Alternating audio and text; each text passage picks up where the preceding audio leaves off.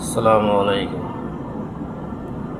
আজকে একটা ব্যতিক্রমধর্মী কথা বলবো। যে না, সামনে নির্বাচন না আসলে বোঝা যাইত না যে পূজার এত ভ্যালু মুসলমানের কাছে। একদল কোকা কোলার বিরুদ্ধে মিছিল আন্দোলন করে কোকা কোলার অফিস ভাঙ্গা, অথচ পূজা খালা যায় এরাই কোকা কোলা খায়, প্রসাদ খায়। আর এক দলে বলে যে রোজা আর পূজা মুক্তার এপিট ওপিট। আর এক দলে বলে যে দুর্গ 11 হাত নিয়ে আইছে, অনেক শান্তি নিয়ে আইছে।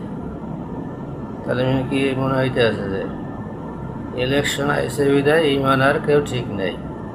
সব জায়গায় পূজা খেলা জমা হয়েছে, সব ভোট এই পূজায়। এখন মানে নিজের ইমান বিক্রি করে দেওয়া যায় পূজা খেলা খাই। এই বিভিন্ন মানে মুসলমানের যে ইমান আছে এই ধরনের কোনো এই নয়। এরা কী করে মুদ্রার এপিট বিভিন্ন আলোচনা নিয়ে পূজা খেলা যায়। আবার এক দেশে পূজা পরিদর্শন করতে যায়, দেখ পূজা ঠিক আছে দেখতে যায়, কিন্তু যাইয়া ওখানে একজনে দেখলাম আচ্ছা গীতা পাঠ করে পূজা খেলা যাইয়া। আরে ভাই, তোমার এত এইটাকে গীতা পাঠ করা পূজা করা যাইয়া, তুমি ওখানে যাও দেখে আসো।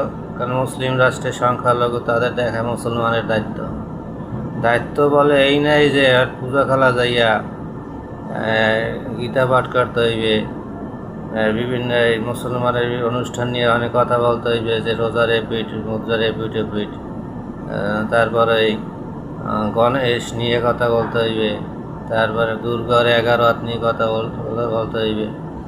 মুসলিম হিসেবে তোমার দায়িত্ব সংখ্যালঘুদের, এটা গভর্নমেন্টের দায়িত্ব, যে সংখ্যালঘু থাকলে গভর্নমেন্টের রক্ষা করার দায়িত্ব সরকারের। কিন্তু ওখানে যাইয়া এই জন্য আলোচনা করা, এটা কোন দিকে আছে? ইমান মানে এই আসছে, পূজা আসছে আর মুসলমান ইমানটা নষ্ট করে দিলাম। আর একজনে বলতে দেখলাম তার বাপ দাদা নাকি হিন্দু ছিল। আরে ও কাকি গায়ে বাপ দাদা হিন্দু ছিল? বাপ দাদা হিন্দু ছিল কেন? আইল মুসলমান হইলে কেমনে? বাপ দাদা হিন্দু থাকলে, এর বাপ দাদা নাকি হিন্দু ছিল, হিন্দু থেকে মুসলমান হয়েছে। কি কায় বোকা হইতে যাইয়া নিজের ইমানটাই নষ্ট করে হলাইছে। ওই সময় ইসলাম সম্মান করছে না, এই জন্য মানুষ এই কালচারটা, ব্রিটিশের সময় কালচারটা ছিল এইভাবে, হিন্দু কিছু কালচার ব্যবহার করে। কিন্তু মুসলমানদের ঠিক ছিল যে লেখা লাগতো সময় মুসলমানদের শক্তি কম ছিল, এই জন্য এই করে।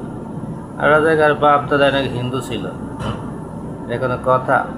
একটা ভোটের জন্য নিজের ইমানটা বিক্রি করে দিল।